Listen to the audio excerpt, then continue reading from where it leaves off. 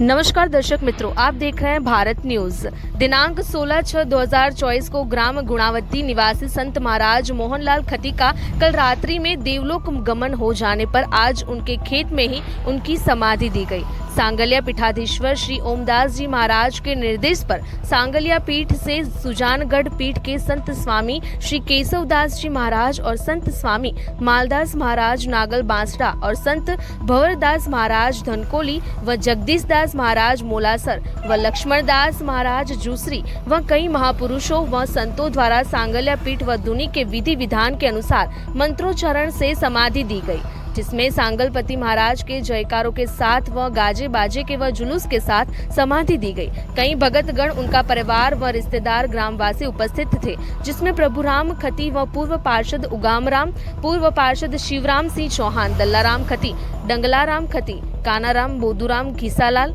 पुखराज, किशनलाल, पप्पूराम खती, साथ ही पन्नालाल, केशाराम, सुरेश कुमार गांधी, पार्षद मनोज कुमार व सभी गुणावती के ग्रामवासी, रिश्तेदार, सभी धर्म प्रेमी उपस्थित थे। संत मोहनलाल खती पिछले कई दशकों से सांगलिया धुनी के भगत थे, सेवा में अग्रणीय थे। श्री 1008 सांगलिया धुनी के पीठाधीश्वर ओमदास जी महाराज के निर्देशानुसार व समय पर समाधि दी गई व संत मोहनलाल खती सांगलिया पीठ के भगत थे और उन्होंने अपने जीवन में कई बढ़िया व अच्छे कार्य किए। पर्यावरण प्रेमी थे, कई ग्रामवासी उपस्थित थे, जिसमें समाज सेवी गंगाराम तानाड़ व मोहनलाल विमल कुमार, ताराचंद इंदलिया, भंवरलाल कटारिया, प्रेमाराम ब्रह्मण्या, चावंडिया भंवरलाल, नाथुराम बन्या, रतनपुरा दामोदर, बड़गुज्जर हनुमान राम, भेड़ूराम परिहार, नांदोली, थानेदार बंसीलाल, कालाबड्डू, नरपतराम तानाड़, ललित कुमार नाथुराम, बेगड़ ओम प्रकाश, तिलोकराम पिणकार, शंकरलाल बिकुनिया, मकराना आदि उपस्थित थे।